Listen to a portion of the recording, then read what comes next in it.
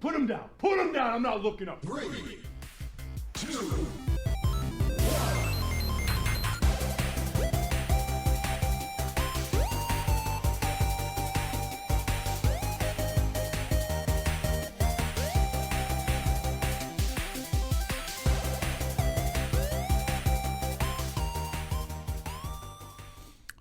Welcome to a special Monday edition of Agony of Positivity podcast.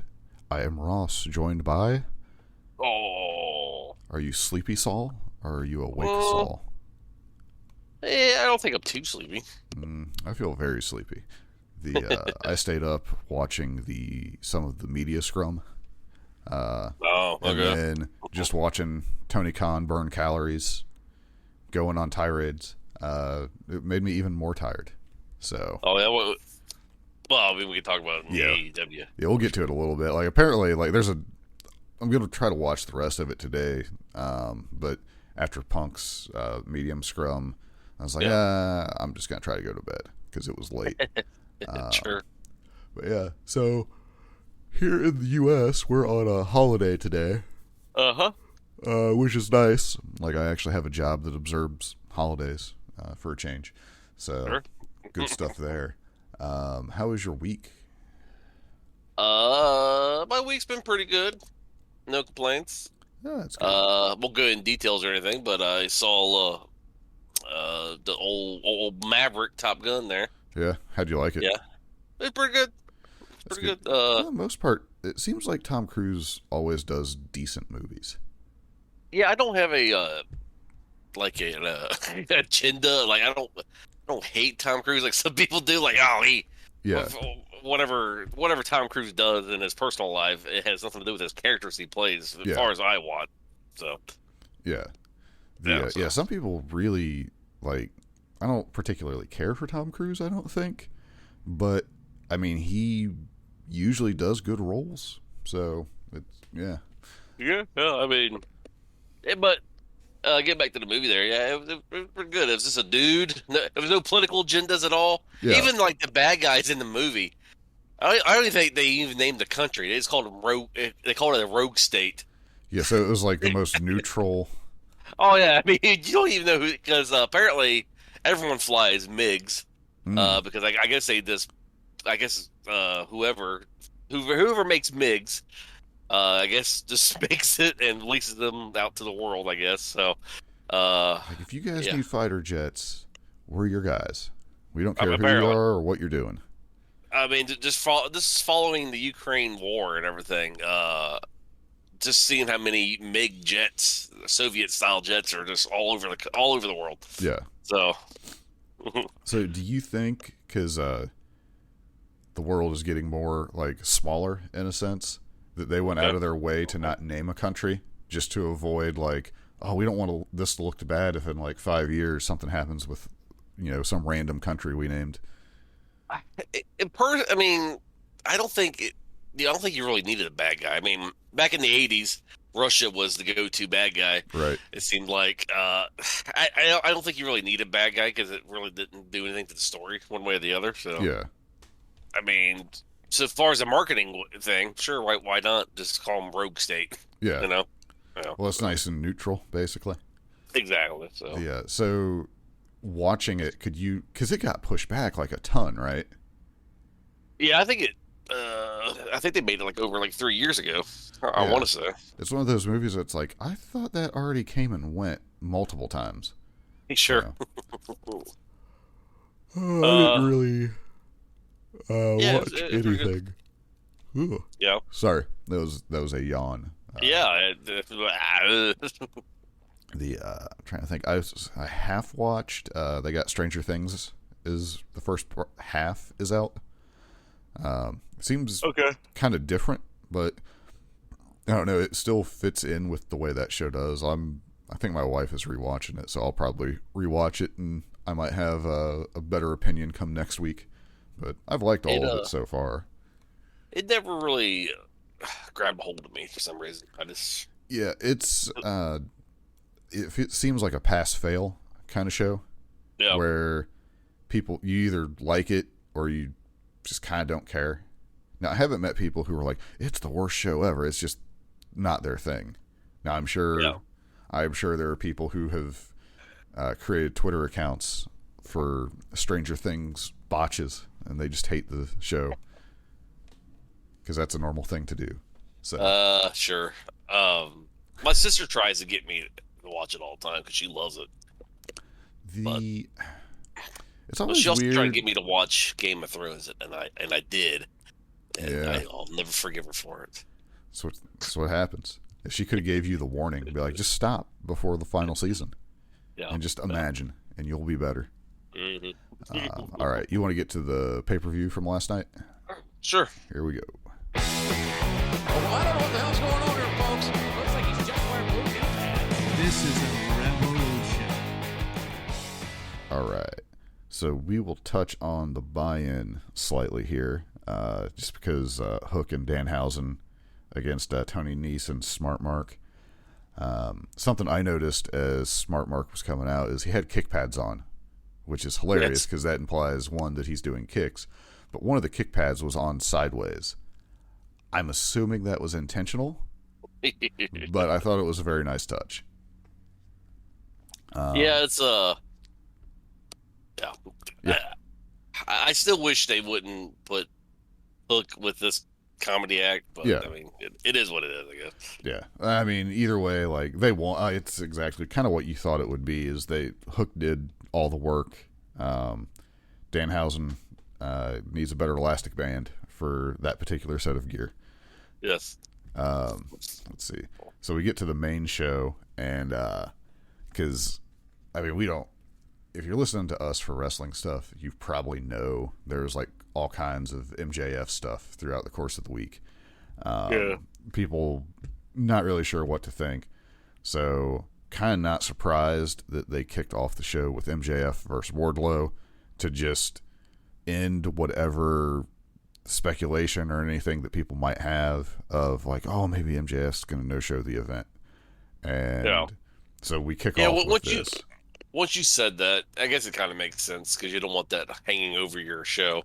Yeah, well, because whether they did or not, there's going to be people who try to make it into a big deal that be like, well, I only went to see the MJF match. I don't believe that. But now I believe there might have been people who went to the meet and greet that he no-showed because they wanted to get like an MJF autograph or something, and so that I'm more likely to buy than someone saying they got the pay-per-view solely for MJF. Especially like if you're that into it, you have to know how this match is probably going to go. Yeah. And it went pretty much, I think we were saying, or like I was trying to guess like right before it happened, was it just going to be like a ton of power bombs or was it going to be a back and forth? Yeah. And it was really like 5 minutes of MJF like trying to avoid Wardlow, and then he finally got him. Yeah, I mean, like we both said, I don't know how you would have ended it. Yeah. Other than the way they did it, you know. Well, I had been reading like people trying to guess what was going to happen, and there were actually people who thought MJF was going to win this somehow. Yeah. And I mean, I could maybe see doing it, but it seems like that would not be the best pacing because like you'd kill all the momentum. Sure, but I mean, Tony Khan does stuff sometimes, and later on the show we will talk about his decision making. Yeah, that I question. So I mean, I could see it in a different reality, I guess. Yeah, but I mean, this made sense that Wardlow finally gets his hands on MJF and just obliterates him. Yeah. Which also shows that MJF is smart because he hired Wardlow to begin with.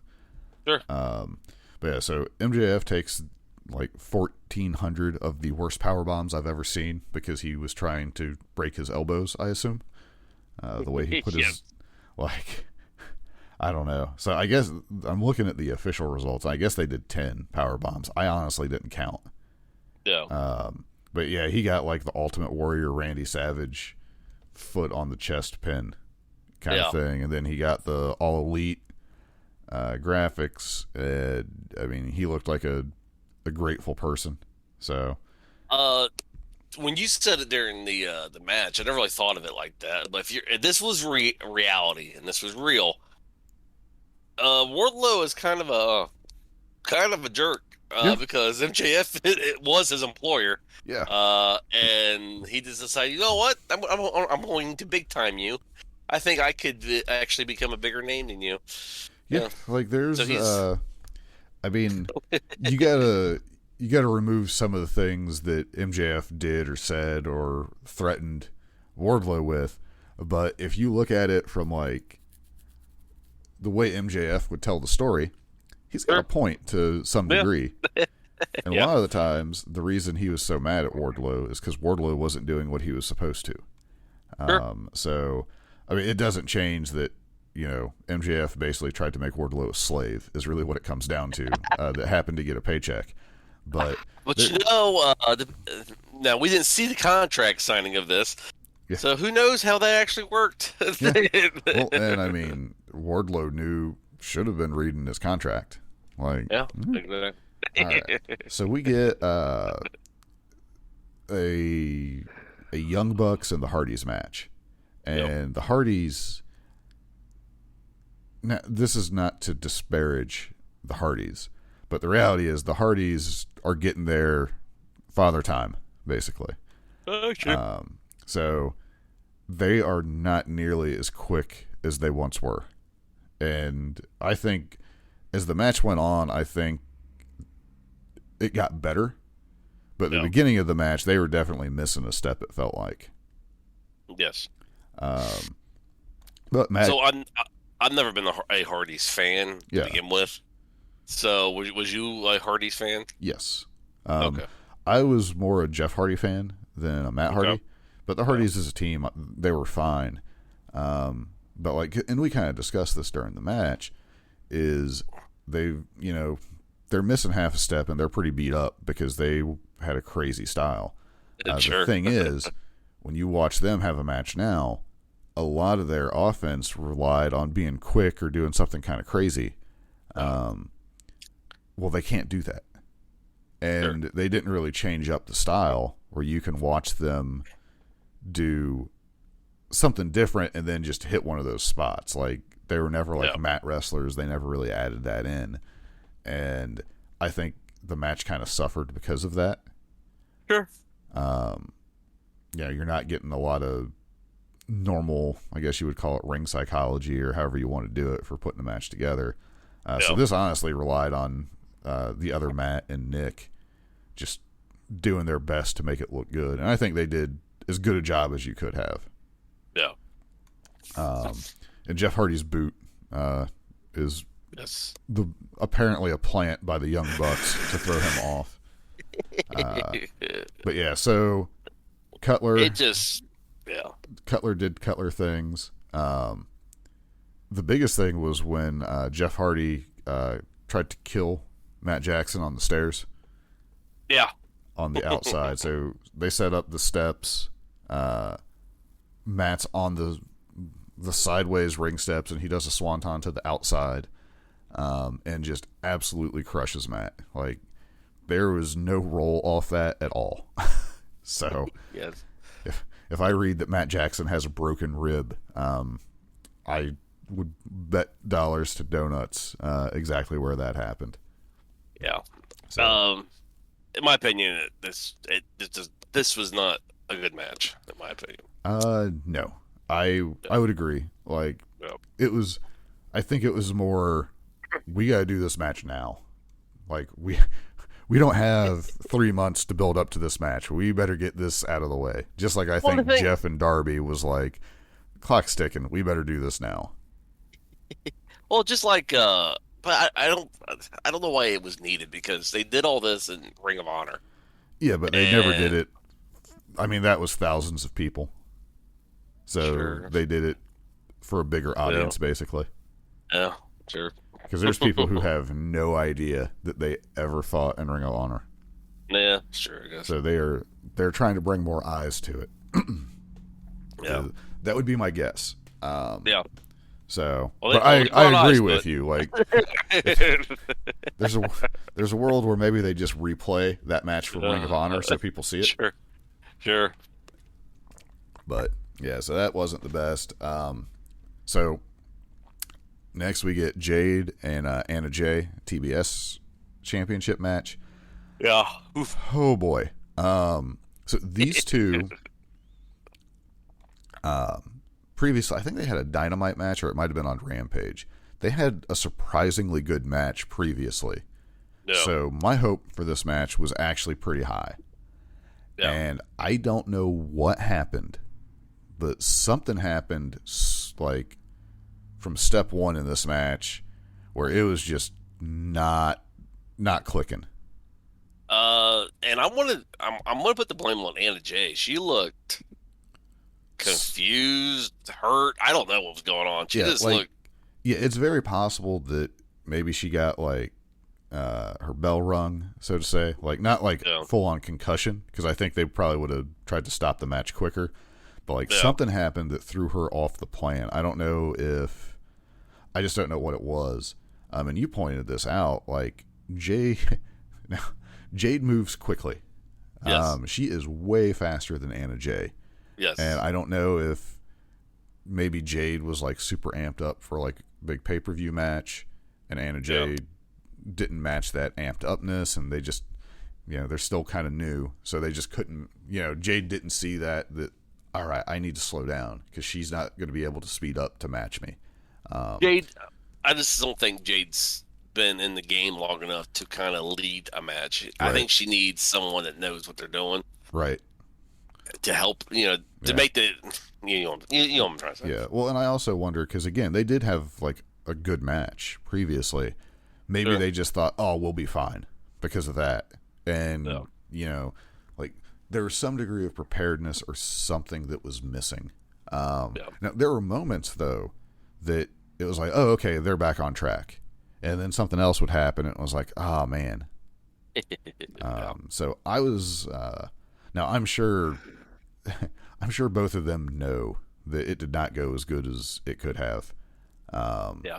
Which is unfortunate, but so anyway, Jade retains, which is, for the way that match went, honestly, it's probably for the best. Sure. So yeah, we had some different stuff. Stokely Hathaway is now with Jade, which should be good. He's what's her name? The dude's name is Stokely Hathaway. Sorry, I thought you were talking about Athena. Sorry. Oh no, but yeah. So primarily Stokely Hathaway. He was in like Diamond Mine and that kind of stuff. But excellent talker. But yeah, we did get Athena show up. So she's going to be against Jade. God, I hope she doesn't use the top rope stunner. The problem I have with that Stokely guy, Jade does not need a talker. Jade can pretty much talk pretty good without. Now, the other baddies maybe need a talker, and that might be more what this is for. Because like I think Smart Mark is fine, but he is less serious probably. Yeah. And I mean, that's a pretty busy attorney, so he may not have time to be there all the time for them. So we'll see how it works. But I think that guy will be an excellent addition. Okay. And honestly, like the stuff that I've seen Red Velvet do since she's gone kind of like the bad guy route, she's a lot better at that. Like, I don't know, she, for whatever reason, like she seems more comfortable being like the bad guy. Sure. So, because bad guys are easy. Yeah. Yeah. You just say like, you just sit there and be like, what would I never actually say to somebody? Oh, that's what I should say. Yeah. Like, all right. So I'm going to murder you. Oh. We got Death Triangle and House of Black, finally. Nothing crazy happened on the way to the ring to prevent this. Pac didn't get sent back to England to have Duffy Chumblers or whatever they eat over there. Yeah. So this match was well placed, whether it was intended or not. Because it definitely got the crowd back. Honestly, like probably the combination of Athena and then this match did wonders for like, unfortunately, that match was just not good. Yep. Like, I'm trying to be understanding of it, but the reality is that ended up not belonging on the pay-per-view. Yes. So yeah, we got like all kinds of back and forth, people beating the crap out of each other on this. The end, which timing wise does seem a little bit weird, where Julia Hart finally turns and you get the House of Black winning. I'm just glad it's over. Yeah. Well, yes. There's something else we can compare to I'm just glad it's over. But yeah, House of Black winning, I think, is definitely the right call here. Get all these people away from each other now. Yeah, they can do whatever. Yeah. We got Adam Cole and Samoa Joe for the Owen Hart Foundation tournament finals. I thought this was a good match. Yeah, I thought it was pretty good. End result, you get Cole winning. I don't like that, but yes. Yeah. Adam Cole won because he had black basically he had pink heart themed gear. Maybe had Joe spent a little bit of money to get some pink and black, he might have had a better chance. I will agree. Adam Cole did represent the Hart Foundation pretty good, I guess. Yeah. And also, maybe if Samoa Joe didn't make somebody mad enough to hit him in the arm with a pipe multiple times, maybe he would have been in better physical condition. He should think about that. Sure. What is Joe? Is he the TV champion for Ring of Honor? Yeah. Gotcha. Okay. Yeah, and I think like him losing here is not that. I mean, tournaments with a prize won by bad guys makes more sense. They can do more with it. But I mean, I don't think it hurts him losing in a tournament final. But like you and me talked about, I don't like how the Owen Hart Foundation's tournament. I don't like the layout. I don't like how it went down. I think they could have did a better job with it. Well, because we didn't know how many people. Like, there's a lot of stuff that we didn't know. Now, if they go into it next year and it's the exact same thing, now that we know, and it's like, okay, that's fine. But yeah, it seems like they could have gave us more of a heads up of how it was going to work. Yeah. Like, I've never seen like a sport where they're like, hey, we're going to have a tournament. How many people are in it? You don't need to know that. What? What are the brackets? You'll figure it out. Like, and I can maybe.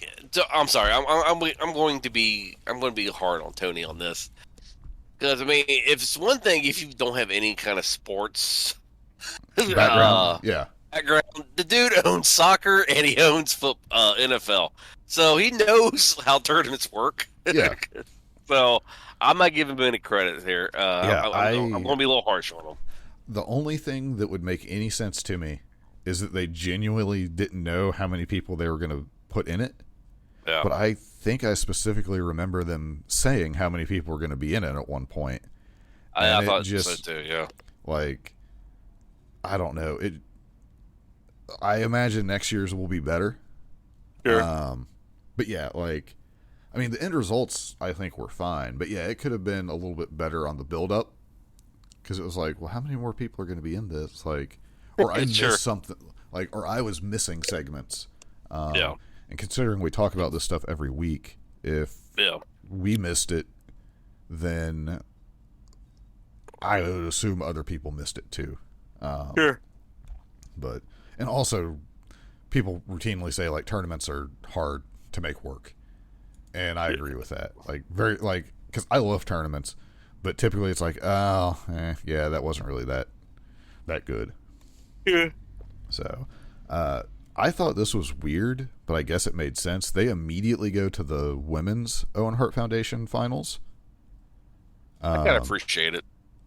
Yeah, because you're wrapping up the tournament. Yeah, I mean, it makes sense, but I'm just used to, like, those WWE matches. Style.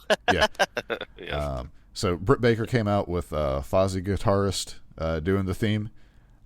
Which was weird. You and me were like, who's this dude? Yeah, I had no idea who that guy was. And I was like, oh, okay. And I even made the thing, I was like, well, that's weird that she's doing, like, is she going to be upstaged and they're going to have, like, Rancid play her to the ring? sure enough, they had Rancid play Ruby to the ring, which for me, growing up like punk rock and like Rancid was one of the bands I listened to. Super weird to see, like, if you'd have told me in like 97, hey, one day Rancid's going to be on a pretty big pay-per-view playing a wrestler to the ring. Yeah. I would have been like, what? Like, I don't think I would have understood what you were telling me at the time. Sure. So, but this match was, I thought this was a good match. I honestly thought Ruby was going to win this. Yeah. I think Ruby should have won. I don't know, maybe she shouldn't have won because she couldn't slap on a sharpshooter. So maybe. To be fair, nobody could slap on anything where they had to turn somebody over tonight. Like, there were a few instances where it just did not go well for anybody. CM Punk did. I'll give CM Punk credit. Yeah, finally. Well, and JR even made made a little nod, like somebody finally did it right. I forget the exact word, but he like called it out. And I'm sure he was sitting there just being a curmudgeon about it. Anytime their mics were like, have you ever seen so many people not be able to wrestle? Like, calm down, in JR's defense, if you have had years and years of Vince yelling in your ear, you're probably trained like, oh my God, this is terrible. Yeah, like whether you actually want to or not, like you're channeling that. Yes. But yeah, so this good back and forth. Yeah, my thought was that because I think I had told you, I was like, I think if the Adam Cole match is first and he wins, then that's part of the story to the Britt match is like you could have a couple win basically, and then she's the one who fails or something. But she ended up winning. Sucks for Ruby, but I assume that Cole and Britt will do a good job of being obnoxious with this. Yeah.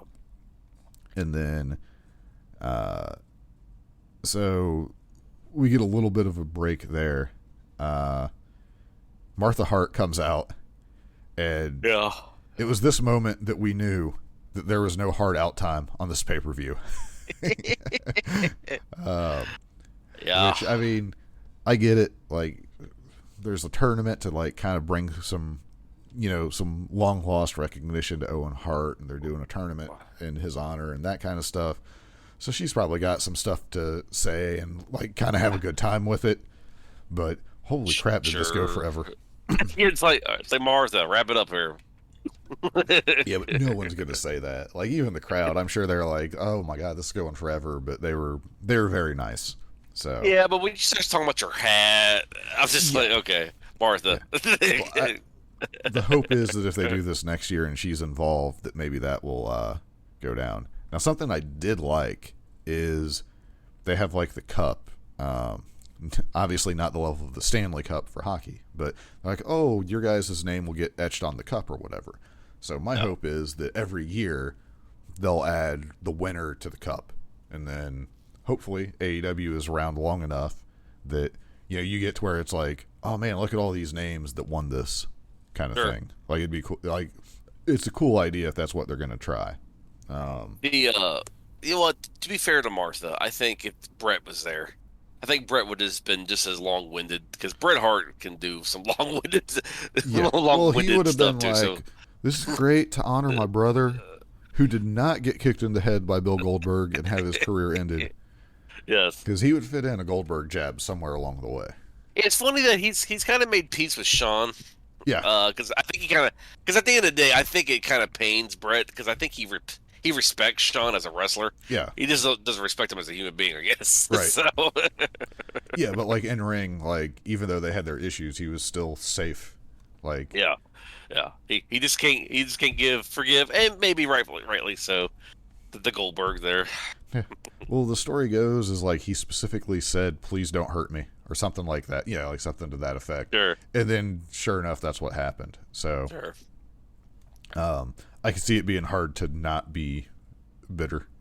Oh yeah. So the next match was, I find, a surprise match, kind of, because I just wanted this whole feud to be over. Mixed Trios, America Top Team, and poor Frankie Kazarian is allied with Sammy and Ty, and you just feel for the guy throughout the course of the match. But yeah, I was like trying to think of something to do instead of watching this. Like, do I want to take a bathroom break here, or what? Or like just go wander around your yard, just waiting for this to end. But the reality is, this was way more entertaining than I expected it to be. Yeah, I think you and me both said that. I don't think it was good by any means, right? As far as wrestling goes, but I was entertained because of Sammy and Ty's. Like if I had to teach shenanigans there. If I had to teach people how to do a wrestling match, and I knew that it wasn't going to be the best thing ever, be like, this is the kind of thing you could try to do, because this is just completely ridiculous with some spots thrown in, but it was actually entertaining. Like Kazarian getting fed up with Sammy and Ty, like they had it cranked up pretty high for it, but they definitely leaned in to like obnoxious levels with Sammy and Ty. Well, like if the scale is like from 1 to 10, they're at 20, and like you said, Ty, I guess, changed her entire walk, her attitude, her talking. Yeah. It's just weird. The whole thing is just obnoxious, and for whatever reason, it took. Well, I think one thing it took away Paige Van Zant's lack of experience in this. She really didn't notice it because you're like, what the hell is Sammy doing over there? Yeah, I mean they were over the top. Like, I don't know if they got to the arena late because like Sammy had no hair product in. He wasn't nearly as tan as usual. Like, well, maybe they were celebrating their love. Yes, and they didn't have time. I mean they got apparently, by the way, it's no longer the Cody Vader. It's the money lift, the center thing that Jade uses. And apparently, it is very expensive to haul that thing around. The money elevator. Yes. The money lift specifically, not the money Vader. Although I will probably call it the money Vader because it was the Cody Vader. So, but yeah, like Kazarian eventually like has enough of it and kind of leaves Sammy and Ty to fend for themselves a little bit. Eventually, Sammy super kicks Ty. Yes. End result is America Top Team, who, in my mind, are the good guys in this thing. Because the good guy team came out with like the belts that they stole from America Top Team, which again isn't what good guys do. You don't break and entering into someone's building and steal their stuff when you're the good guys. I just don't understand the build up to this match. I don't get it. I mean, I'm just glad it's over with. My assumption is they want to use Paige Van Zant some. I swear I read somewhere that they kind of pushed stuff back just a little bit to give her more time to train. Yeah. So you still want to do the match because it makes sense for her to be involved with this. But thank God they ended it. Because I think even Sammy put on Twitter, he was like, "We can all just be happy that this is over." Like, just put her on Dark and Elevation. Let her get some practice. And, I mean, she's an athlete, like a fighter athlete, so she'll probably be fine with a little bit of time. I mean, she had some stuff that looked good, and then there was other stuff where it was like, oh, you're feeling, it seemed like maybe she's rushed or whatever, or she was just generally taken aback by the theoretical good guy team's behavior. Where she's like, what is going on? This is a circus show. Yeah. Good Lord. Like they didn't clue her into anything on how like it was going to work in the ring, so she just actually got to experience it live like we did. And it looked like Ty was actually connecting with some of her kicks there because she was holding her face the entire time. Yeah, I don't know if that was like, because the reality is like you forget, or at least it's disarming the way she's playing the character currently. But she's fairly legit as like someone who could fight. Like I would not want to fight Ty. So wrestling Ty, yes, I would have no problem with me confronting her, but Yeah. like real life Ty, yeah, I think she's a legit fighter. So Yeah. yeah, Yeah, I would not want her to beat me up. That's for Yes. sure. But the end result though, like this wasn't like the greatest match ever, but it was surprisingly entertaining. it was. So I was wrestling entertained there. Yeah. So match they kind of just threw on the card was Darby and Kyle O'Reilly, and this match was really violent. Is what it was. Yeah. Like, there's not much to say to it. I mean, it was definitely more like a normal match than some Darby stuff. Yeah. Like, I don't know, because like Darby can do just straightforward wrestling match, and he can also do like the spot fest style match. Yeah. But this was more like a lot of strikes and stuff like that. But Kyle just, like, I don't think he did any kind of cheating really in this match. Like, I think he just got like a straight win. Yeah. And like Kevin Nash would say, there was some live rounds going off during this match. I think so, or they're just excellent at making it look that way. But I would just like to think that Darby's a nut, and he's just like, yeah, go ahead, just hit me. Just well, I mean, the beginning of the match, like Kyle caught him with a knee that 100% connected.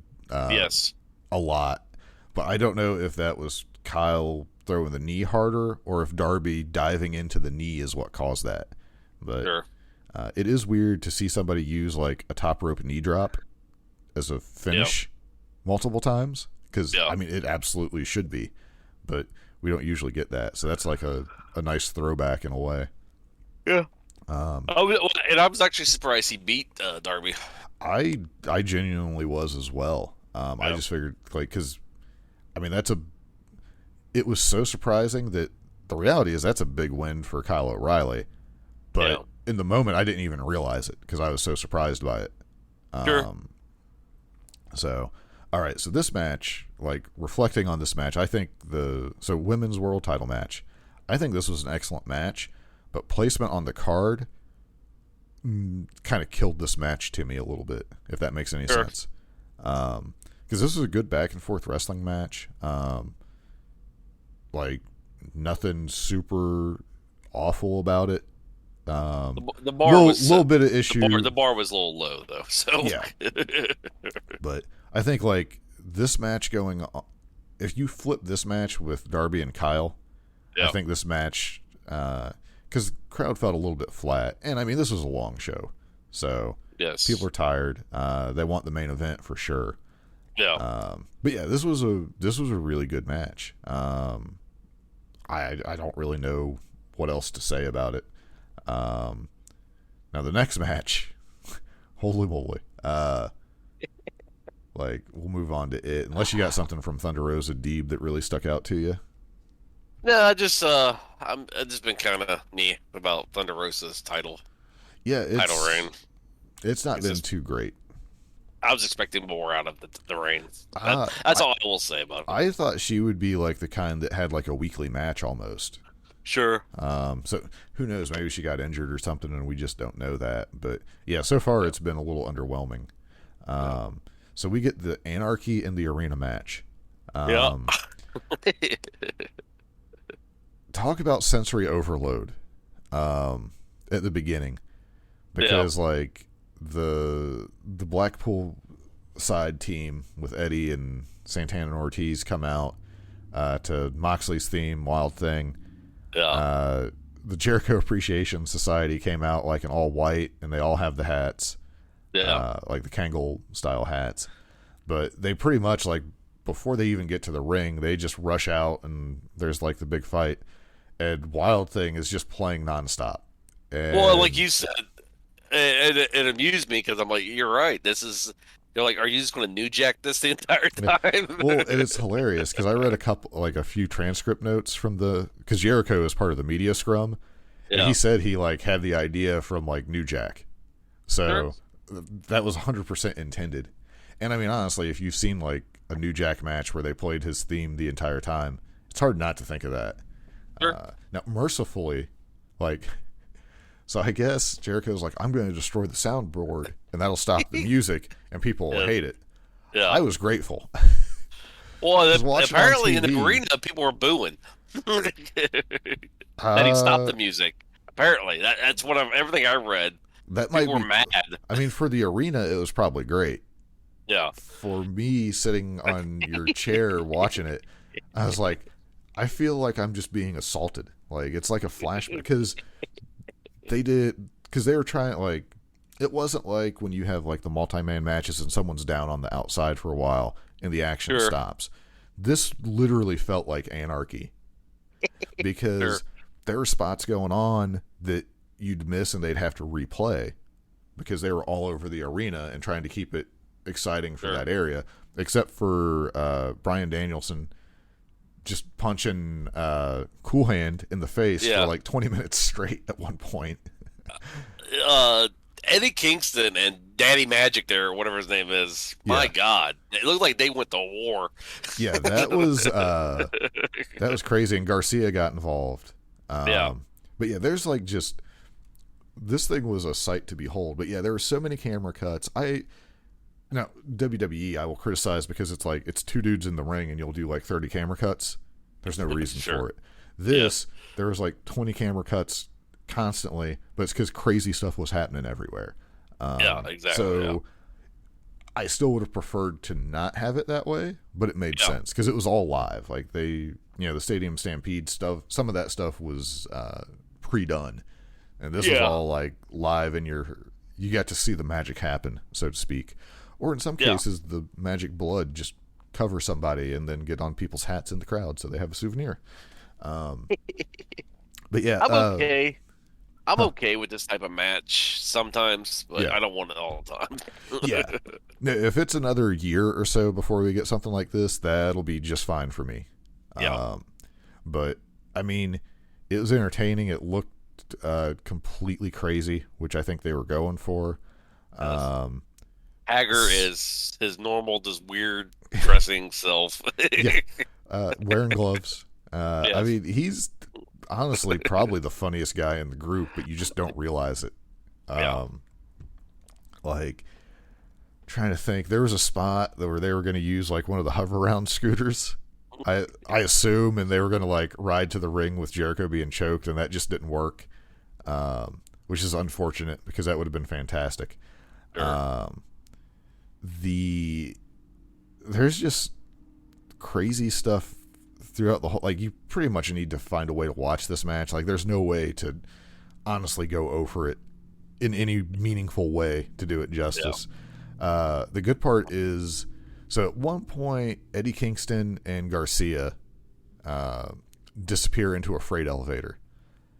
And then Eddie Kingston, so Bryan Danielson, whatever, that the American Dragon, we'll go with that. He had Jericho in the label lock, and Eddie Kingston comes down to the ring with a gas can. So, and it's like the 3-gallon gas can size. So there was an old, I think it was Chris Rock or Chris Tucker bit about, for gun control, all you really need to do is make the bullets super expensive. Kind of the same thing applies here. Price of gas is pretty high, especially out west. So that tells you how much he dislikes Jericho. So he comes to the ring and he just starts dumping the gas on American Dragon and Jericho. And then is getting ready to light them on fire, and then Dragon slaps the Zippo out of his hand or whatever he had. And rightfully so. Well, I mean, one, that's going a little bit too far, because, like, even in one of the pre-match things, Brian said, he was like, I probably like Jericho more than Eddie, truth be told. So, but, I mean, he also covered him in the gas, so he probably doesn't want to accidentally get lit on fire. So, fortunately, nobody got lit on fire, because I don't know how they would have done that safely. Well, we saw what happened to Bray Wyatt. He got set on fire and never returned, really. So yes. But yeah, so it's just crazy. Kingston and Danielson just fight each other. That basically is what the end result of this match going to the Jericho Appreciation Society, they murder Danielson with like a lion tamer choke combination thing. Which I was kind of surprised that Jericho won. I guess maybe they had to if you want to keep that group strong, but I don't know. Well, and there's a story to tell with Eddie Kingston as well that this furthers that stuff along. So, I mean, it kind of makes sense. I could have seen it going either way. Like, I wouldn't have bet much on this one because I wouldn't have known. So, we come from this, like, they destroyed the ring and then quickly rebuilt it. Oh, Moxley, I think he's still stuck on a board laying on the floor in the T-Mobile Arena. The Andrade has a new partner because the AFO was a bunch of losers. Which it sucks because, like, that doesn't really help Private Party and Butcher Blade and Bunny by the guy involved with them calling them losers. But Andrade is your higher upside right now, so he's got to be kind of harsh about it. But he brings in Rush, who I cannot pronounce the Los Ignorables name correctly. Yeah, it's going to be a hard group. It's going to be a hard group to... eventually, I'll be able to say it. But it'll be a while. The assumption would be they might have Naito from New Japan involved with them for a full reunion. But we'll see. So, possibly, at least to us, the most disappointing match on the card. Your tag team multi-man match. Jungle Boy, Luchasaurus, Team Taz, Keith Lee, and Shane Strickland. I mean, the match itself was good. Like, regardless of the outcome, this was a totally fine three-way tag match. It's so weird that his name is Shane because I'm just used to calling him Swerve. Yeah. It felt very weird because I was just like reading it and I was like, Shane Strick. Oh yeah, Swerve. Okay, but Swerve is a fine name to go by. One syllable. Says something. His gear kind of looks like a swerve, if that makes any sense. Swerve. But yeah, so all kinds of craziness in this match. Like, again, like the match itself is totally fine. But Jungle Boy and Luchasaurus retain. I think we were on the Team Taz side, but we would have been fine with Swerve and Keith Lee winning as well. Basically just a title change. You get away from the dinosaur. Yeah. And didn't you say you saw somebody that was like, man, Christian is never going to get around to turning on Jungle Boy? Yeah, they compared to, like, thank God that AEW wasn't around during the Hogan Macho Man.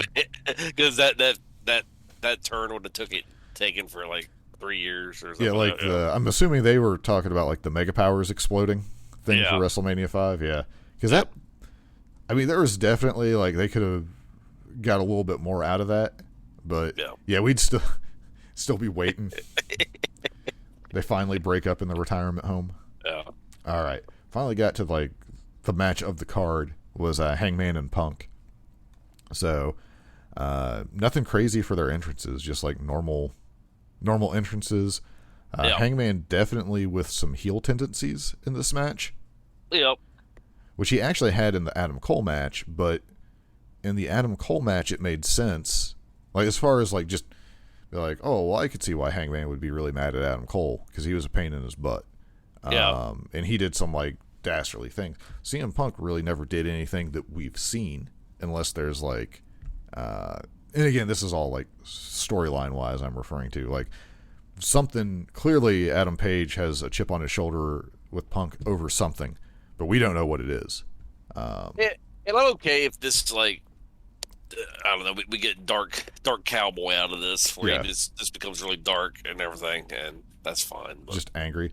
Well, I mean, the little bit of him being like the heel, like the slight heel role in this match, he did it quite well. Sure.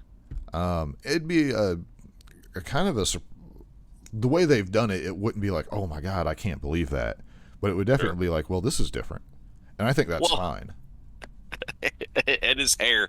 Well, what character did you say his hair reminded you of? Oh, so there was one point they like went to his face and his eye, like he had like the wide eyes and like the hair was all crazy. But in Roger Rabbit, when I think it's Judge Doom turns into the Toon with like the crazy eyes, and he's got like the blonde like mohawk thing going.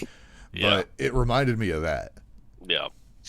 Like there's been a few times I've seen people that's what pops out in my mind, but it was like one of those things.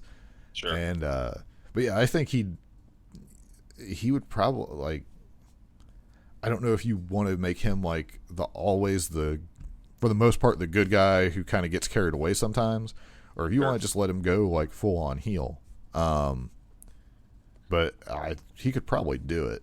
But yeah, so this match was real good. Like there'll probably be people who like try to like get all over Punk because he messed up the buckshot lariat. I'm sorry, the punk shot lariat. There's no probably to it. There already are. I mean, if you watch that match and that's the thing you're hung up on, I don't know. Like, or if you watch 5 hours just to criticize a company, there's a lot. There's a lot worse that you can pick on. Yes. But like you were saying, like because he tried it twice, and the first time he kind of stumbled, and Hangman just grabbed him straight away. So we don't know. Like maybe that one was intentionally done that way, and then the second one he was supposed to do it clean, or it's hard to say. But Punk is very good at selling moves. So I don't really know what his. Well, like he crumpled a couple times on shots from Hangman, and it looked really good. But yeah, so this back and forth, there's a ref down spot, which at first I was like, oh, come on, because I always hate that. But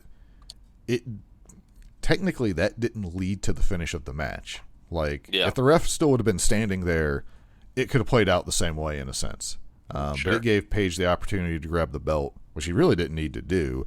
And then he had second thoughts of it. Just like when he was about to murder Adam Cole, he thought better of it. Yeah. So still making the right decision, but he definitely cost himself there if you're going with that. Yeah. But yeah, so it ends up where Punk hits the he does the sharpshooter correctly. No issue turning it over or whatever. Yes. It is so. I mean, it happens occasionally because I remember watching like old WWE back when they were still pay-per-views, and you'd have a night where it was like everyone who's tried this thing, it just has failed. Like it's a cursed move for the evening, kind of thing, and it's just weird that was one of the things. Like just turning people over and getting a hold of the legs right just didn't work for multiple people in the same night. Well, because I've watched a lot of wrestling pay-per-views in my life, and I think this show is a perfect example of that. This is one of those pay-per-views, for whatever reason, things just was not connecting right. Yep. This didn't flow right. I don't know. Well, and for myself, like pretty much every AEW pay-per-view has been really good, and this one, like the main event, delivered with the exception of the pandemic pay-per-views, but right, those kind of don't count. But like anything with like people, like they're always like super good. So competing with yourself in that regard is going to be hard. Sure. So like, do I think it by far wasn't, for me, it wasn't the best pay-per-view ever, but some of the ones have over-delivered so much that, like, you know, it's not like I'm never going to buy one of these again.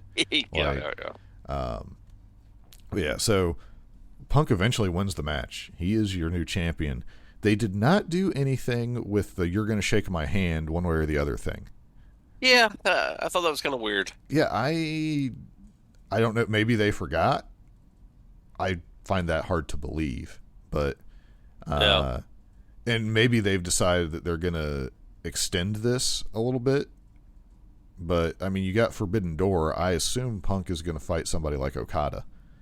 I assume this next month they're going to just like restart everything, because they're going to be, like you said, they're going to be doing the Forbidden Door, so you have to do angles with them. So kind of reset. give Hangman some direction, or maybe he's like, "Oh, I was wrong," kind of thing. Yeah. Not quite the Shawn Michaels Hogan thing, where after it, Shawn Michaels was like, "All right, well, back to reality. That never happened." Yeah. But yeah, so overall, like, I would give, like, if I was doing like a 5-star rating for the pay-per-view, it'd be like 3.5 or 3. I'd give it a 3. I wouldn't go any higher than 3. Yeah. I would go as low as 2.5. Now, if Hobbs and Stark would have won the tag belts, my rating would improve. I would give it a 3.5. Yeah, I would bump it up, because it'd be like, oh, that's what I wanted. I wanted Hobbs to have some gold. Sure. But yeah, like, main event delivered, like, a lot of the stuff delivered, and it was also like the back end of the card was heavier loaded. So you don't have no. So knowing what you know now, yeah. This is how I like to review things. Would you go back and pay $50 to watch it? Yeah, I would have been fine with it. See, I don't think I would have. Because for me, like, the biggest thing to me was the Hangman Punk match, and that delivered. And the other stuff, like, I mean, I was entertained. So, because the two matches I wanted to watch was the Hangman Punk, which that delivered, but the Wardlow thing, I didn't know what I wanted out of it. Yeah, and it's probably how it probably should have ended, but I was expecting more of it, I guess. Yeah, and maybe that's on me, I guess. Right. Well, I mean, there's a few ways they could have done that, and the way they did it is the most logical. Yeah. But you also could have tried to get a good match out of it. And, I mean, all the weird stuff going on with MJF, I guess that's a question to ask. So let's say this is all the rumor and hearsay stuff, and MJF really is unhappy for whatever reason with AEW. And there is, it's beyond money and beyond other stuff, and there's not an easy way to fix it. And it's like, okay, it's better for you. If you don't want to be here and you're unhappy right now, we're going to let you go, because it's dumb to waste everybody's time. So he's gone. So you have a huge heel spot open up. Who do you fill that with?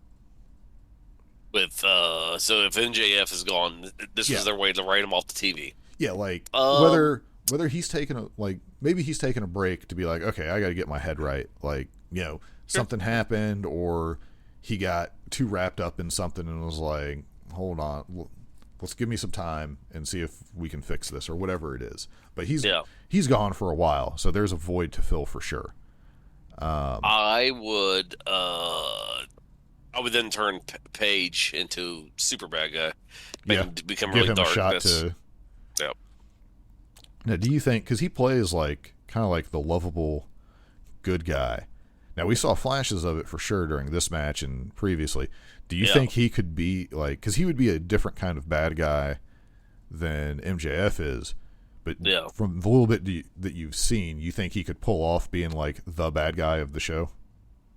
Yeah, if he does like some sneak attacks, crowbar people, and he's like just ultra violent about it. Yeah, I can see it. Yeah. Especially because Wardlow is your top babyface as far as like pure good guy. Yeah, at the moment. Punk is you don't know where Punk is. I mean, he's a good guy, but he's kind of the anti-good guy type thing. Well, you're suspicious of him, basically. Yes, yeah. Like, so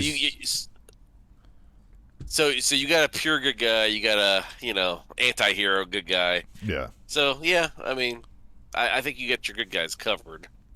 Yeah. Well, and like Hangman, you can make him a good guy again. Like, I don't think he's damaged in any way, but you can definitely give Wardlow the opportunity to ascend. Yeah. Well, but the question was, if MJF is gone, who do you have? And that's what I'm saying. I would make Paige my your big bad guy. Yeah. I mean, again, it'd be something different for him to do. I mean, he could drag the Dark Order along with him and actually try to give them some teeth again. And make them evil again, yes. I mean, I think that would be the thing to go. I would just be angry that Stu is theoretically gone and wouldn't be able to be part of that because he'd be perfect. Stu shouldn't been greedy. He accept the money. I mean, if he wanted to wrestle, though, I get it. Sure. I'm just like, I really like Stu, but I think we'll get to see him again one day. It doesn't sound like it was like, oh, screw you, Tony Khan, I'll never take your money. Sure. So, I mean, there's so many wrestlers that AEW has. yeah. Yeah. Yeah, it's good and bad in some sense because it's like, oh, I really like that guy. Yeah, I don't know who else on the roster. I mean, you could build somebody else. I mean, Malachi Black, House of Black can easily become your top bad guys if you want now. Jericho. Yeah. Like, Jericho's group obviously would fall into that. I'm just thinking of, like, single guy that's a bad guy that does stuff. So if MJF does leave, it's going to be hard to replace MJF because he's such a good talker on the mic. So it's definitely going to be a loss. Oh, yeah. Like, I mean, it doesn't make me not watch AEW. Like, they have enough people built up that I'm not going to, like, it wouldn't ruin the show, but it'd be like, oh, man. Like, because to me, the biggest heel thing MJF could do is if I want to watch him, I have to watch more Raw or something. Sure. Now, it would be I'd be super curious as to what WWE does with MJF. Yeah. Because you gotta have him involved with Cody. There's no way you can't. Yeah. So yeah, it's true. I don't know. I don't. I'm still waiting. I'm still waiting for the verdict on Cody. So yeah, I mean he's doing fine currently. Sure. And like you said, AJ Styles has been able to stay away from the curse of not being a WWE guy. So yeah. I don't know. I'm sure it's possible. Yeah, I mean they absolutely can do it. It's just they don't a lot of times. Yeah. So, and I mean it would be if you had Cody and MJF on say Raw, I would prefer them to both be on the same show, if that's the intro, because I'm more likely to watch.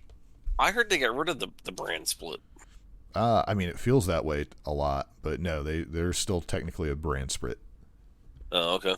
Yeah. We're still another year or two away from that, I think, if you go by the typical cycle, where they try it and then they give up. I never understood the brand split. I don't get it. I don't like it.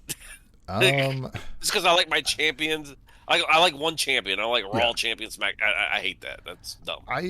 I feel like I'm in the minority when I read stuff about it, but I liked when they originally did the brand split, the champion went show to show. Yeah. But then people are like, well, then you'll have a show that there's not a champion. Be like, yeah, but then they'll go back over. Like, yeah. You literally write the show. You can make it where the champion does a pay-per-view cycle on Raw for a month, and then they're back on SmackDown. Like, sure.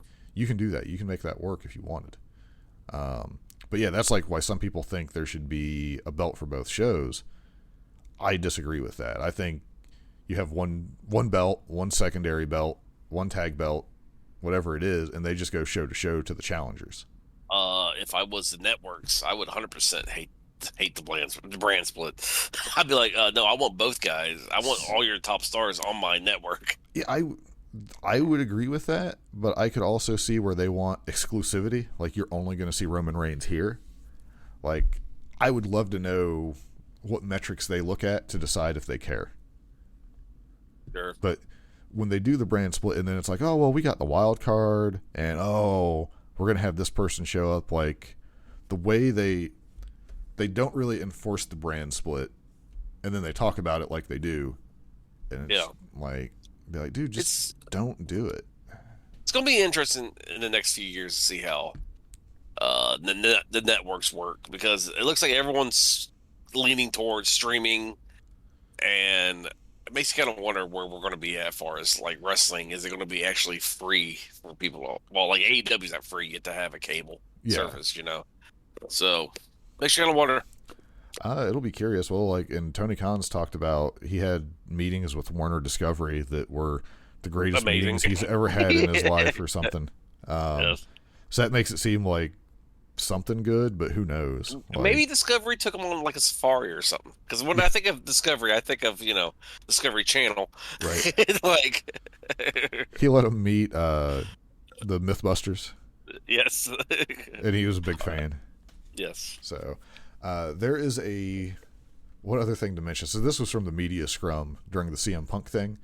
Yeah. I guess somebody asked a question to Punk because Eric Bischoff said that something to the effect of CM Punk was the biggest financial flop or whatever. Okay.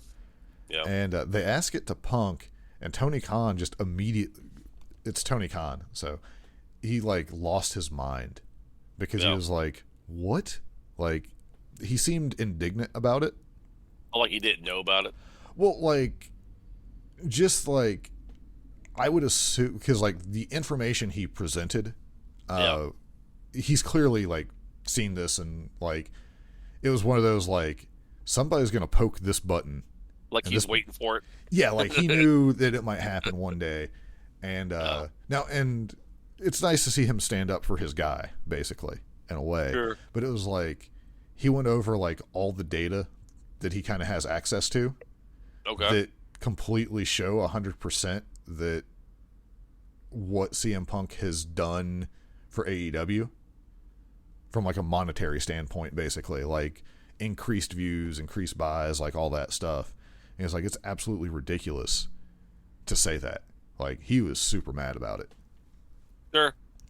And well, the funny thing eventually, is, like, Punk was like, okay, like even Punk was like, okay, we need to move on, because Tony Khan would still be ranting right now, I think, about that.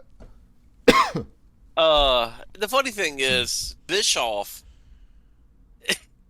100% would be like Tony Khan back in the day with his NWO promos. Yeah. So, I mean, I don't know. Bischoff doing all this crap. Like, dude, you did the exact same thing with Vince. So don't act like you didn't. Yeah, it's super strange. But yeah, I just thought it was funny because Tony Khan was just like, he had that one holstered, just ready for somebody to bring that up at some point, I think. I haven't seen that. Maybe I'll watch it on Twitter. I'm sure someone the first part is, like, the first person they bring out is Punk, and then they go through it. But yeah, he gets, like, pretty fired up about it. And, but I could kind of see it when you have somebody who's calling something out like that, and because he's an analytics guy, so I assume he's looked over the stuff to make, like, I'm sure he's like, oh, I think this is a great idea, but he's going to look for data to back up. He's like, okay, I was right. Great. Like, I don't understand why you care, you know? I mean, yeah, like Vince McMahon says he don't care, but he does a lot of passive-aggressive stuff. Yeah. But he comes off very much like an adult when it comes to AEW stuff, you know? In my opinion. Right. Yeah, I think my assumption is this one is like Tony Khan was just at that point, they're like, I don't even understand how you can have that opinion because it's so wrong. Like, that he just, and he gets fired up, passionate dude, can't let it go. So, not saying that that's the best way to handle it, but I can absolutely understand that mentality. And it's like someone taking a shot at, theoretically, your top guy. And he's like, no, I'm not gonna let that stand. So I would much prefer someone who's willing to stick up for me if I have a boss. So sure, yeah. But yeah, so yeah, and apparently there's like something later on in the show where it's just Tony Khan answering questions. Yeah, and he just goes on a tirade about something. Like, they're like, I'm pretty sure they actually just cut his mic off because he's probably still sitting in that room right now. He worries me sometimes that he's getting a little too involved in his product. I mean, he's a passionate dude, so as long as he stays off my TV, like, during the shows. Other than the occasional time where, like, you'll see clips of him, like, yelling at the crowd. Like, individuals in the crowd, he just comes to your face and starts screaming about something. Like, you've picked the wrong nachos. Don't you know the Twizzlers are a way better value? I liked it so much better when, because for years as a kid, I didn't know Vince McMahon was the owner of WWF. I just thought Vince McMahon was an announcer. So it came to a surprise to me when I found out. I was like, "Oh, he's the owner," but he acts like he's not. I like that. I like that. I think I'm in the minority of people, but Yeah. I always thought Vince did a good job on commentary. Oh, Vince 100% is the best announcer that I like. Him and what's his name? Forget his name. Keenan, Monsoon, Navy SEAL guy. What's his name? oh, Ventura. Ventura. I like Vince and Ventura as commentators. I mean, Vince didn't know what to call some of the moves, so he'd say something crazy. But as far as like trying to put over because I mean, he had a hand in the story, so he knew how to put it over, like in his way. So in that regard, I always thought he did a good job. Yeah. Apparently, I'm in a minority there, but well, I never liked Bischoff, before or after NWO. Yeah. I just never liked his announcing. I didn't think he was that good at it. All right. Well, I think we have exhausted what we got for the AEW stuff this week. Is there anything else you want to talk about? Are you excited about the new World of Warcraft game coming out? The mobile game? Or... No, the expansion. Oh, the Dragonflight? Dragonflight, yep. I don't know. Yeah. I'm more interested in Wrath of the Lich King Classic than Dragonflight. However, as more information comes out about Dragonflight, they could pull me in. Sure. Like, the reality is I'll probably buy the expansion. I'll probably play at least the first patch and then see. Sure. Because they've talked about redoing like the talent stuff, and maybe there's a way they can make it better. Anything be better than what they have now? Yes. It sounds like they're not going to do like the crazy borrowed power thing where you like put all your effort into one thing and then it just goes away. Which would be a nice change. Like, not that you can do that occasionally, but I don't want it every single expansion. Yeah. Trying to think what else they've talked about. If they are talking about trying to be more alt friendly. There's a lot of things they're saying that are good, but I'll have to see it in action, because I thought garrisons were great at the beginning of Warlords of Draenor, and then it was like, oh, this is actually terrible. Yes, it killed their game. Yeah, like it started out like a really cool thing, and it was like, oh, this is not nearly as good as I thought it was. I want, like, and you and me have talked about this when we're playing the game. I want an in between classic and retail. Yeah. There has to be somewhere where you can find a in between. Well, because the things for classic that I like is I don't mind the mobs being kind of dangerous. Sure. You're leveling to take a little bit longer, like as far as like that overall experience. Like, more of the game is about getting to level cap than at level cap. Like, now some of the conveniences, like more flight points, like maybe some better gadgets that you can buy for things. Sure. Things like that, like the talent system and stuff. Like, I prefer closer to classic is better than what they have currently, I think. Yeah. And I get that ultimately it doesn't matter in some regards, because you're either going to be someone who picks what you want, or you try to find like the better, like, you know, your min-max options. So no matter what system you have, but it can feel better, I guess. Well, yeah, and like the animations of current retail, I mean, are just beautiful.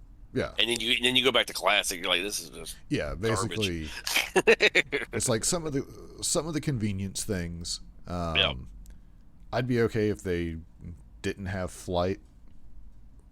Like, that's fine, but it's such a big part of the game. It's whatever. So you kind of have to put that in, but there's there's a mix somewhere that would be good, but I also don't like it in game. Like, streamlined currencies would be great. Sure. Because I think Wrath is when it gets crazy with the in-game currencies, but it's all because you're like converting stuff. Yeah. But I mean, like last I checked on there's so many reps and all that kind of stuff to do. Like I don't know how you clean that up. So Yeah. But yeah, no, I've been working on playing TBC Classic currently. I basically just like leveling a dude. Like I'm not trying to do in-game stuff because it won't matter when Wrath comes out. And I think we're closer to that. I heard that they're not doing a Burning Crusade Classic. Like once Wrath comes, oh yeah, it's just servers fully rolling over. Yeah, I think so because I think most people would probably go to Wrath is what I think. But yeah, when they left like the servers purely Classic or whatever, I don't think those did very well. So they're probably like, all right, we're just going to move on. Well, I think they're going to still keep the Classic because there's some nut jobs that actually like that game style. Which, I mean, hey, whatever. It's a completely different type of game. Yeah. So I think there's still going to be a few servers for Classic because there's definitely people for that. Yeah. But yeah, I think they're just going to go straight over to Wrath. Yeah. I mean, that's basically my intent. Is like that's what got me back into it. Been playing my Paladin, doing like the AoE grinding stuff and figuring that out. Started a Druid, because he's going to do herbs and alchemy. Yeah. Because flight form, I guess you can that's the way to do herbs, basically. Yep. I guess I'm just going to make my Paladin do mining and engineering. Because I know in Wrath you can get Jeeves, and that is one of the greatest things ever. So it's I did it once. I don't know if I'll do it again. It's quite the thing. Yeah, I'll be curious if I can actually do it because like in retail you can just fly around everywhere for Jeeves and just blow stuff up. It's super easy. Sure. Yeah. Doing that at level. Yeah. I don't know. Yeah. It took me. I don't know how long it took me. I did it once because I want I'm going to do this, and after I did it, I was like, I'm not going to do that again. No, I still have. Well, I dropped engineering as well on one of my dudes, and but I still have a Jeeves just sitting in the bank waiting for somebody to be able to use them. Yep. But like engineering is. Unless it's changed, I mean, I haven't messed with it in multiple expansions, but it is hard to level. Yeah, like you said, I haven't did it in multiple expansions. I don't know. But yeah, for the Classic, I'll probably do that. I set my dude out because I hit like 61 or something on my Paladin, and I've just been like doing some other stuff. Like right now, I'm just going around like getting all my ores that I'm going to need for the engineering. And trying to get as much herbs as possible because I'm going to send that to my druid guy. Yeah. Because like potions and stuff are expensive. Mm-hmm. I'm not exactly thrilled with having a druid that I intend on playing, but for the convenience of the herb gathering, I did name him Brambles in honor of Malfurion's greatest weakness. There you go. I should have named him Sleepy Time Brambles, but all right. Well, I say we end there. Yeah, we're done. Now when we start harassing Malfurion, it's time to go. Oh, I was thinking that was going to be next week's show. I just bring up all the dumb things he did. I have a list. You know, it's the end of the show when Raw starts insulting Superman or Malfurion, and this is time to go. All right, I'm going to hit the button. Here we go. Yep.